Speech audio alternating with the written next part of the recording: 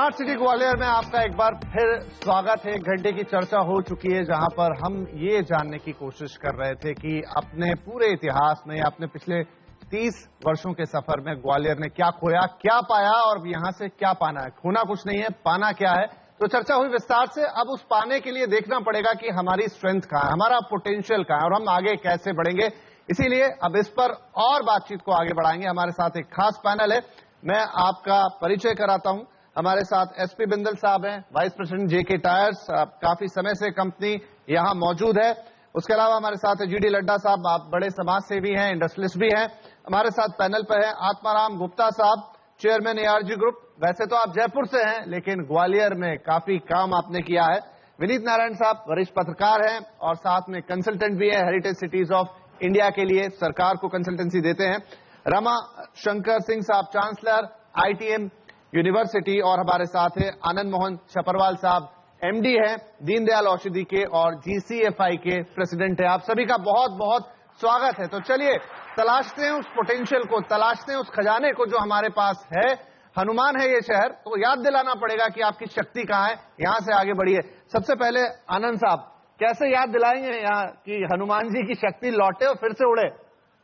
ग्वालियर जीसीएफआई ने एक नारा दिया है, ग्वालियर मांगे मोर। निश्चित ही हमारा शासन प्रशासन और जनता स्मार्ट सिटी तो हक रखता ही है और प्राप्त कर ही रहा है। और विश्वास के साथ में, जैसा आपने पिछली पैनल में सुना, अगले 6 महीने में वो परिणाम नजर आ रहे हैं और नजर कंप्लीट हो जाएंगे। लेकिन ग्वालियर का पोटेंशियल यहां नहीं रुकता। दिल्ली के पास की नजदीकियां ग्वालियर को एक अभूतपूर्व लोकेशन देती है, जो अभी तक हमारे विरोध में था, आज सहयोग में खड़ा है। और यह प्रॉक्सिमिटी, जबकि भोपाल की दूरी हमारी ज्यादा है, दिल्ली की नजदीक है, और यह लाभ जो दिल्ली में पॉल्यूशन एंड पॉपुलेशन बस्ट हो रहा है, वो लाभ हम यहां पर लेने के लिए अगर प्रयास कर रहे हैं और मिलकर के प्रयास करेंगे तो ग्वालियर नोएडा गुड़गांव के बाद में हिंदुस्तान की, दिल्ली के नजदीक की एक बेहतरीन सिटी बन सकती है, ऐसा मेरा मानना है। चलिए, अच्छा है। रमाशंकर साहब, एजुकेशन की हम बात कर रहे हैं तो मेरा फोकस बार बार एजुकेशन पे इसलिए जाता है क्योंकि मुझे लगता है इस शहर में बहुत पोटेंशियल है एजुकेशन का और बहुत कुछ कर सकते हैं आप। शायद देश का नंबर 1 शहर बन सकते हैं। इस तरह के शिक्षक हैं और इस तरीके के विद्यार्थी हैं। बड़ी बड़ी रैंक इस शहर से जाते हुए देखी हैं, बड़े बड़े टीचर्स देखे हैं जिन्होंने बच्चों को बहुत ऊपर पहुंचाया है। उस पोटेंशियल को हम कैसे टैप करें कि हमको वो तमगा मिल जाए नंबर 1 का। आपने बिल्कुल वाजिब कहा, एजुकेशन मदर ऑफ इंडस्ट्रीज है। अगर लोग एजुकेट हो गए और स्किल होगी और कौशल होगा और पुरुषार्थ होगा तो उससे तमाम इंडस्ट्रीज के रास्ते खुलते हैं। हमारा, आप अगर 5 साल पहले आए होते ग्वालियर में और आज देखेंगे तो पिछले 5 वर्षों में, खास तौर पर पिछले 3 वर्षों में ग्वालियर की शक्ल बदली है और ग्वालियर का मानस बदला है। यहाँ जो हजारों यूथ है, स्टूडेंट है, वो अपने आप को कंपेयर अब लोकल लेवल पर नहीं करता है। वो कंपेयर कर रहा है, तुलना कर रहा है दुनिया की जो बेस्ट यूनिवर्सिटीज हैं, उनकी फैसिलिटीज हैं, उनका रिसर्च का जो जज्बा है, उनका रिसर्च का आउटकम है, उसके साथ। तो जब एक बार समाज और खास तौर पर युवा वर्ग उठ खड़ा होगा, जो कि दिख रहा है, तो फिर कोई रास्ते बंद हमें दिखेंगे नहीं। और अधोसंरचना में काफी काम ग्वालियर में हुआ है। न सिर्फ सड़कें, न सिर्फ सफाई, न सिर्फ एक किस्म की कनेक्टिविटी, बल्कि ई गवर्नेंस में भी। जैसे मैं अपना उदाहरण दूं, आज से 2 साल पहले और आज में, आज हम टोटली ऑनलाइन हैं। फीस भरने से लेके कोर्स चुनना, इम्तिहान के फॉर्म भरना, जितना भी काम होता है, अब हमारे दफ्तरों की संख्या कर्मचारियों की कम करनी पड़ेगी क्योंकि सारा ऑनलाइन हो गया है। ये ऑनलाइन कैसे हो सकता है अगर स्टूडेंट्स ऑनलाइन के लायक, उसके काबिल स्मार्ट नहीं बनेंगे। वो हमसे ज्यादा स्मार्ट है। इसलिए अगर यूथ खड़ा होगा एक बार तो ग्वालियर निश्चित रूप से आगे जाएगा। युवा शक्ति आप कह रहे हो, युवा शक्ति को पकड़ना होगा। विनीत जी, मैं चाहूंगा क्योंकि आप पत्रकार भी हैं, तो एक सम्यक दृष्टि से देखे जरा। बातें दोनों तरफ से बहुत अच्छी आई, लेकिन फिर भी हम देखते हैं कि हम वो नहीं अचीव कर पाए जो अचीव कर लेना चाहिए था। तो हम बैलेंस की स्थिति में कैसे पहुंचेंगे? क्योंकि जो उपलब्धियां इस मंच से आ रही हैं वो कोई, मैं नहीं मानता बहुत बड़ी उपलब्धियां, वो देश का हर शहर अचीव कर रहा है, तो हम वहीं खड़े हैं या उनसे पीछे खड़े हैं? हमको थोड़ा क्रिटिकल होकर चलना पड़ेगा। बुनियादी परिवर्तन की जरूरत होती है एटीट्यूड में। आप डीपीआर बनवाते हैं, चाहे प्रोजेक्ट की या पूरे शहर की, तो क्या आप जेन्युइन कंसल्टेंट से बनाते हैं या सिफारशी कंसल्टेंट से बनाते हैं? जो मेरी जानकारी है, चाहे बड़ी बड़ी स्कीम भारत सरकार की है, लेकिन कंसल्टेंट्स इतने नाकारा हैं कि उनको ग्राउंड रियलिटीज का पता ही नहीं है। हजारों करोड़ की वो डीपीआर बना के दे देते हैं। इम्प्लीमेंटेशन के समय क्या पॉलिटिकल और ब्यूरोक्रेटिक इंटरफेरेंस ठेकेदारों के चयन में है? क्या आप कमीशन के आधार पर ठेकेदार चयन कर रहे हैं या उसकी गुणवत्ता के आधार पर कर रहे हैं? अगर आपके ठेकेदारों का चयन ठीक नहीं है, डीपीआर ठीक नहीं है, आप कितनी बड़ी बड़ी योजनाएं बना लीजिए, वो चलेगी। दूसरी बात, एटीट्यूड में चेंज की बात है। मैं 18 साल पहले यहां आया था, हवाला कांड एक्सपोज करने के बाद जनसभा संबोधित करे, आज 18 साल बाद कल आया और मैं देखकर दंग रह गया कि ग्वालियर में इतना हेरिटेज है। प्रधानमंत्री जी ने जो हृदय योजना बनाई, जिसमें हमको सलाहकार के तौर पर भी रखा गया, इस योजना का मकसद ये है कि हर शहर की पुरातात्विक धरोहरों को आगे लाया जाए, उससे एम्प्लॉयमेंट जनरेट हो। आप जानते हैं दुनिया के तमाम देश ऐसे हैं जो पर्यटन पर ही आगे बढ़ रहे हैं। बिल्कुल, हम शिक्षा दें, लेकिन अगर क्या हम इतने उद्योग धंधे लगा सकते हैं? हमारी कैपिटल इंटेंसिव टेक्नोलॉजी है, लेबर इंटेंसिव नहीं है, बहुत एम्प्लॉयमेंट हम जनरेट नहीं कर सकते। पर पर्यटन एक सर्विस इंडस्ट्री है। पर्यटन उद्योग में गाइड, टूरिस्ट, हॉस्पिटैलिटी, तमाम तरह की चीजें होती है। उसको लेके एक इंस्टीट्यूट भी है बहुत बढ़िया, यहाँ कल देखा हमने। इतना सारी धरोहर बिखरी पड़ी है पूरे ग्वालियर में जिनका हम नाम तक नहीं जानते। उनका कोई सर्वे नहीं है, उनका कोई डॉक्यूमेंटेशन नहीं है, उनका कोई फोटोग्राफिक रिकॉर्ड नहीं है। एक तीसरी चीज, आप कोई चीज डेवलप करना चाहते हैं, अभी क्या होता है, धार्मिक चीजों के बारे में कह रहा हूं, खासकर एक मंदिर है, हेरिटेज का मंदिर है, बहुत सुंदर है, लेकिन एक सज्जन गए, उन्होंने कहा जी मेरे 5 लाख रुपए से आप ग्रेनाइट का पत्थर लगा दो। दूसरे गए, बोले साहब ये एल्यूमिनियम की रेलिंग लगा दो। तीसरे गए, बोले या कांच का कमरा बना दो। आप पांचवा ऐसी हैपेजेड ग्रोथ करते हैं कि वो हेरिटेज खत्म होकर चूचू का मुरब्बा बन जाता है। ठीक है, आज आपके पास 15 करोड़ का बजट नहीं है शनिचरा को डेवलप करने के लिए, पर क्या आप शनिचरा का एक डीपीआर बना के तैयार कर सकते हैं 15 करोड़ की, कि जो आएगा 5 लाख लाएगा, 10 लाख लाएगा, हिस्सों में विकास होगा, लेकिन एक विजन के साथ, एक समूल दृष्टि के साथ होगा, एक देखने लायक चीज क्रिएट होगी। एक आपका शायद भाड़ा क्षेत्र कल मैं गया था रात में, जिसमें बहुत सारी हिस्टोरिक बिल्डिंग, अलग अलग आर्किटेक्चर है, फ्रेंच, इटालियन, क्या नाम है उसका, महाराजवाड़ा। कितनी खूबसूरत जगह है। आप यूरोप में, अमेरिका में जाइए, इतनी ऐसी सुंदर हेरिटेज बहुत कम देखने। चलिए, तो मतलब आपकी दृष्टि से बहुत इंपॉर्टेंट बात है, पुराने जमाने में राजतंत्र के संरक्षण में हेरिटेज की संरक्षण हो जाता था। राजतंत्र के जाने के बाद जो इस तरह का पॉलिटिकल सिस्टम है, टेम्परेरी ब्यूरोक्रेसी, पॉलिटिशियन का आना जाना रहता है, वो दृष्टि नहीं है। लेकिन ये दृष्टि नागरिकों को लानी पड़ेगी। ब्रज फाउंडेशन जब हमने 15 साल पहले बनाया, मथुरा वृंदावन क्षेत्र के हेरिटेज काम शुरू किया, हमने कोई सरकार की तरफ नहीं देखा, कोई सरकारी स्कीम लेके नहीं आया। आज दूसरी बात है कि हमारे द्वारा बनाए प्रोजेक्टों पर सैकड़ों करोड़ सरकार दे रही है और काम हो रहा है। हमने अपने बूते पर कॉर्पोरेट वर्ल्ड को साथ लेकर डेवलपमेंट किया और पिछले 15 साल में यूनेस्को से 5 बेस्ट एनजीओ अवार्ड ले चुके हैं। तो तय है, ये पिछले पैनल में भी बात उठी थी कि जितना पोटेंशियल ग्वालियर के पास टूरिज्म का है, अगर उसे आप लेकर आए सामने, जैसे उन्होंने कहा है कि सरकार पर डिपेंड ना करे, खुद के प्रयासों से अगर सामने लेकर आएंगे, तो जो टूरिस्ट बसें फॉरेन टूरिस्ट से भरी हुई आगरा तक आती हैं, वो बसें आप ग्वालियर तक खींच के ला सकते हैं और बहुत सारा पैसा और बहुत सारी चीजें आपके पास आएंगी। उसके बाद एसपी बिंदल साहब, आपकी कंपनी मेरे ख्याल से तकरीबन 20, 25, 30 सालों से ज्यादा से यहां पर है। मैं ईज ऑफ डूइंग बिजनेस पे आना चाहूंगा, क्योंकि हम बात कर रहे हैं कैसे शहर का पोटेंशियल डेवलप होगा, कैसे रोजगार आएंगे। तो जब तक इंडस्ट्री नहीं आएगी, रोजगार उस हिसाब से हम डेवलप नहीं कर पाएंगे। कितना आसान है यहाँ बिजनेस करना और क्या इंप्रूवमेंट की जरूरत है? See, thank you very much for asking this question. The basic thing what I look at it is कि ग्वालियर जो डेवलप हुआ after closure of Birla industries sometime in 90s, उस समय हमारे पास बहुत सारे कॉर्पोरेट्स आए, लाइक कैडबरी, जिकेटा, Ceat and lot of other pharmaceutical industries that have come up in Gwalior, और बहुत अच्छे से चल रहे थे। बट समहाउ इन बिटवीन, जैसे आपने बोला, कुछ ऐसा हुआ कि इंडस्ट्रीज डाई डाउन हो गई।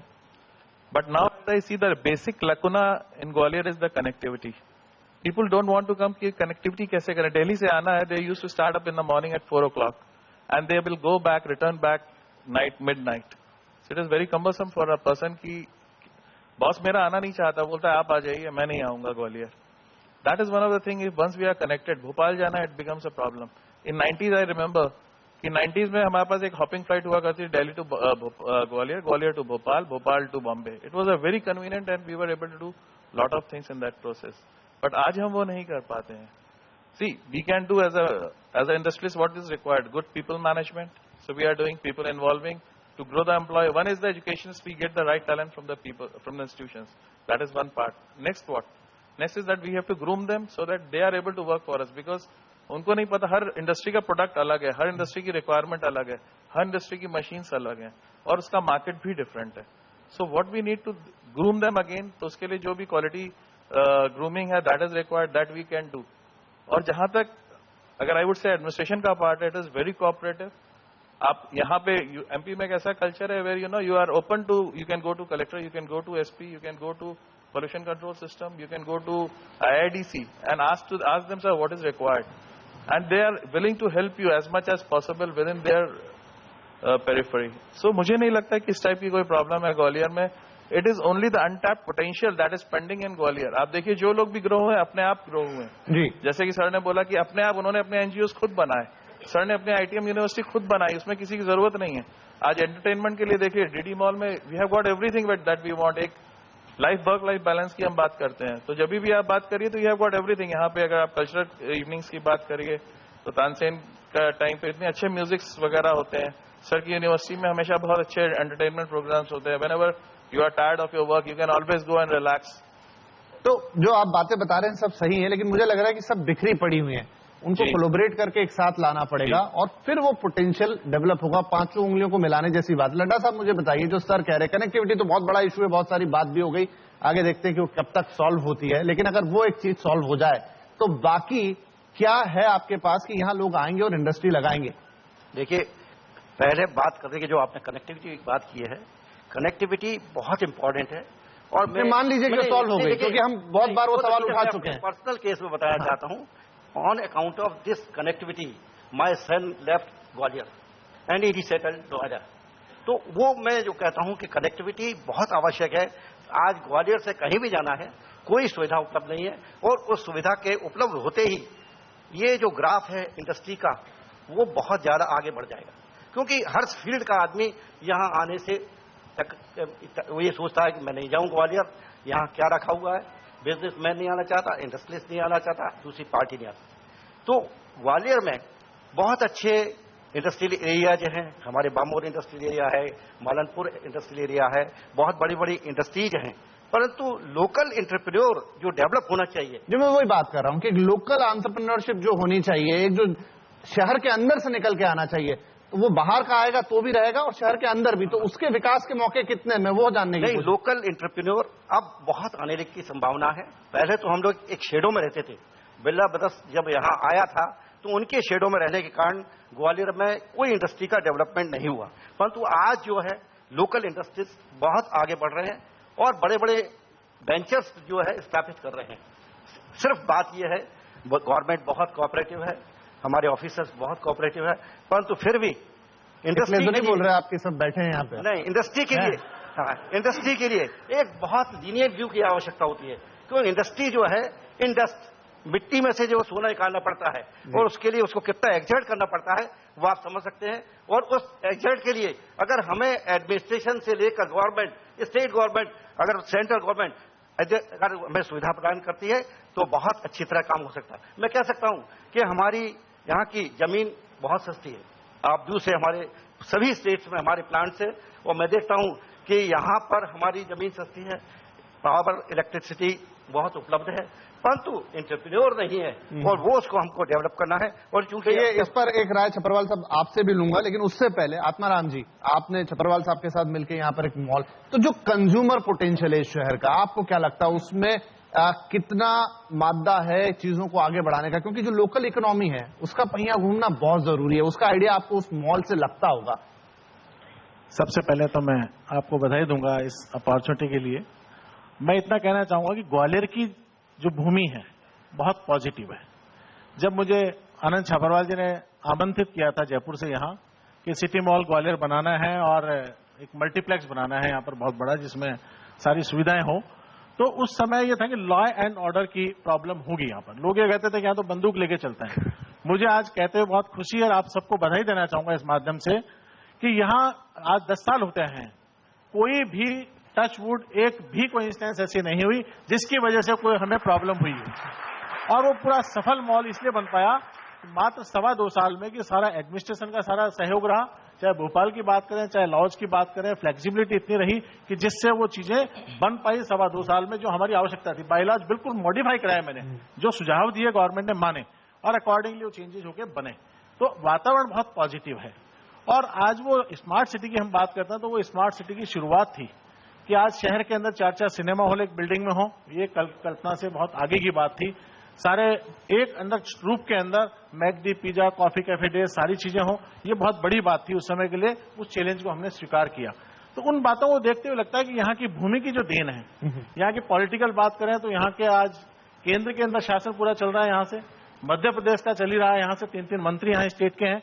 और यहाँ की यही बात नहीं की जाए, राजस्थान की गवर्नमेंट भी माननीय वसुंधरा जी यहाँ के परिवार से निकली हुई है और पूरे राजस्थान को स्मार्ट डेवलप करने में लगी हुई है।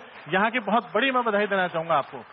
साथ ही साथ आज हम जब स्मार्ट सिटी की बात करते हैं उसमें सबसे बड़ी बात यह है कि विजन डॉक्यूमेंट कि स्मार्ट सिटी किस दिशा में हम जाना चाह रहे हैं।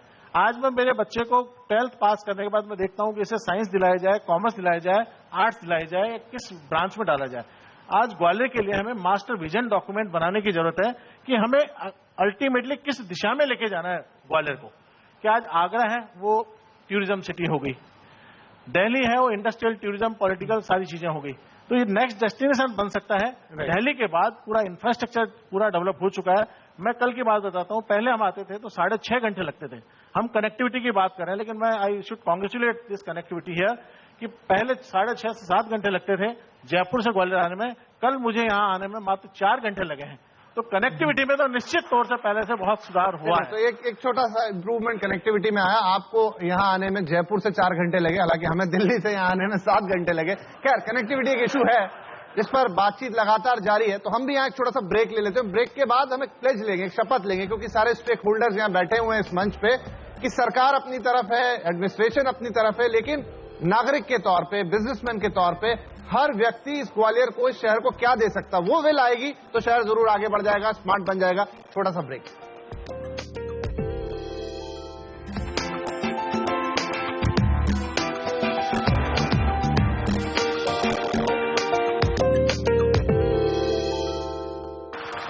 स्मार्ट सिटी ग्वालियर में आपका एक बार फिर स्वागत है। जोरदार चर्चा चल रही है। हम कोशिश कर रहे हैं कि ग्वालियर का वो पोटेंशियल खोज निकालें जिससे एक बार फिर ये आगे बढ़े। बहुत सारी बातें निकलकर सामने आ रही हैं, बहुत कुछ सुधार भी हुआ है, लेकिन अभी रास्ता बहुत लंबा है। छपरवाल साहब, अगर मैं बात करूं, अभी मैंने कहा था आपसे भी सवाल लूंगा कि यहाँ बिजनेस करना कितना आसान है। अभी जो नई चीज है, पुराना बिजनेस तो अपनी जगह हो गया, स्टार्टअप्स की बात आ रही है, देश में युवा एंटरप्रेन्योर्स आ रहे हैं। तो एक एंटरप्रेन्योर के लिए इस शहर में कितना मौका है, क्योंकि अगर एक एंटरप्रेन्योर उस शहर में बढ़ सकता है तो वहां हर चीज बढ़ जाएगी। बहुत इंपॉर्टेंट सवाल है, लेकिन ये मॉल बनाते समय भी यह बात ध्यान रखी गई थी कि ग्वालियर का युवा यहाँ पर ब्रेन ड्रेन न हो, यहीं पर फैक्ट्रियां लगाए।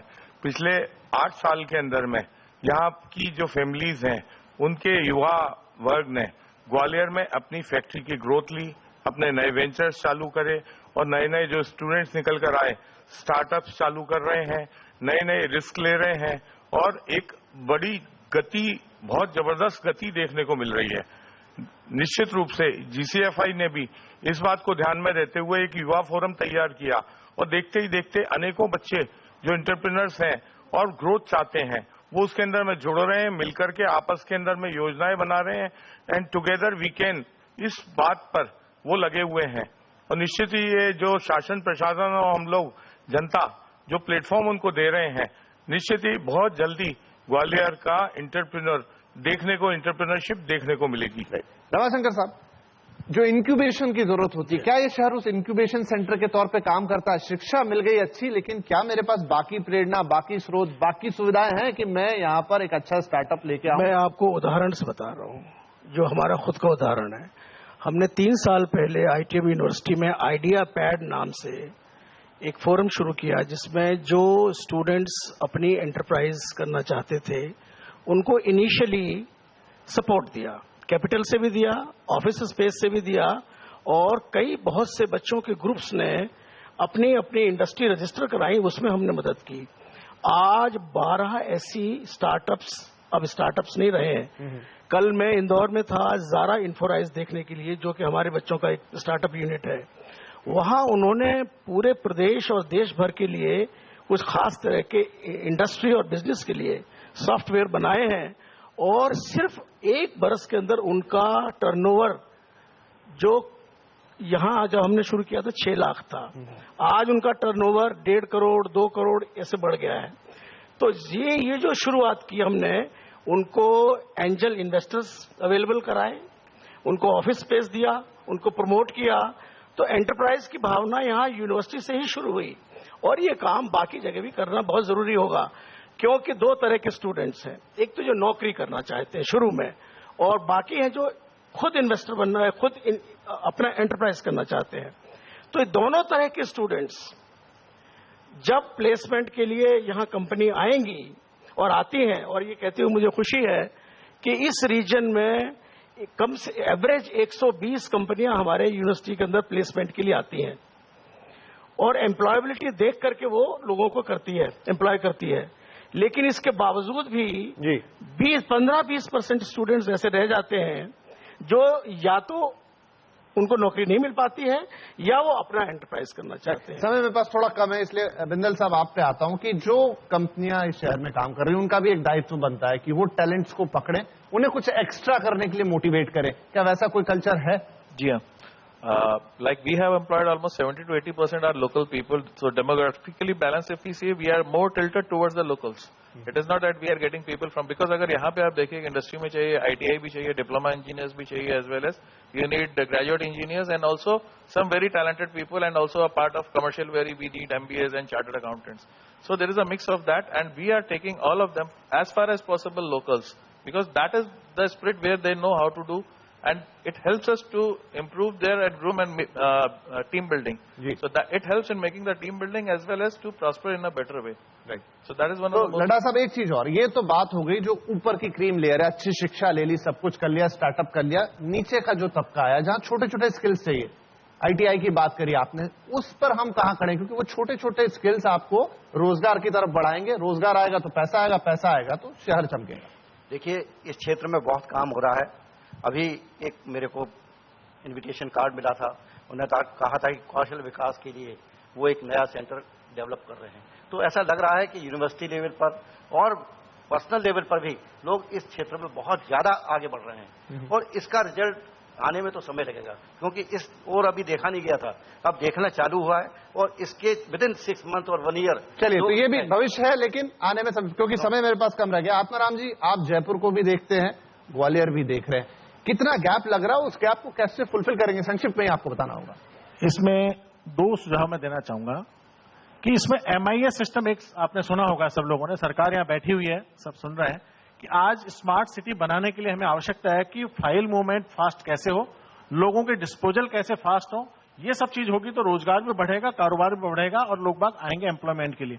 हर फाइल पे, हर डिपार्टमेंट में मॉनिटरिंग सिस्टम होना चाहिए, MIS सिस्टम होनी चाहिए कि इस सेक्शन में कितनी फाइल इस मंथ में आई है, इस ऑफिसर ने कितनी फाइल का डिस्पोजल पॉजिटिव किया है, कितना निगेटिव किया है, कितनी फाइल पेंडिंग रखी है।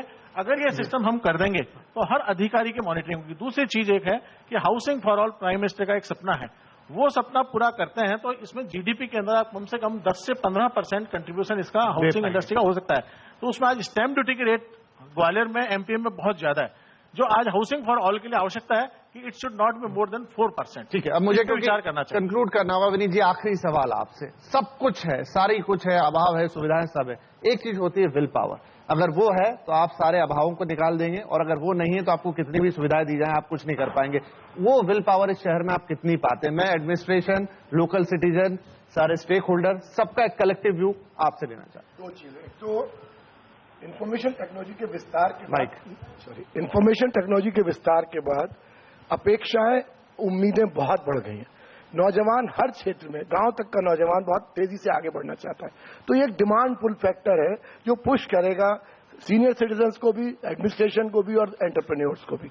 दूसरी चीज ये बात है कि जो यहाँ के लोग हैं उनके अंदर वास्तव में उत्साह है, इस कार्यक्रम में आने के लिए इतना मेरे पर दबाव था और मैं बच रहा था कि बहुत समय खराब होगा, मेरे पास बहुत सारे एजेंडा हैं, पर ये लोग पीछे ही पड़ गए कि नहीं अपने अनुभव बहुत अच्छा किया कि अनुभव शेयर करिए आपने कैसे डेवलपमेंट किया बिना।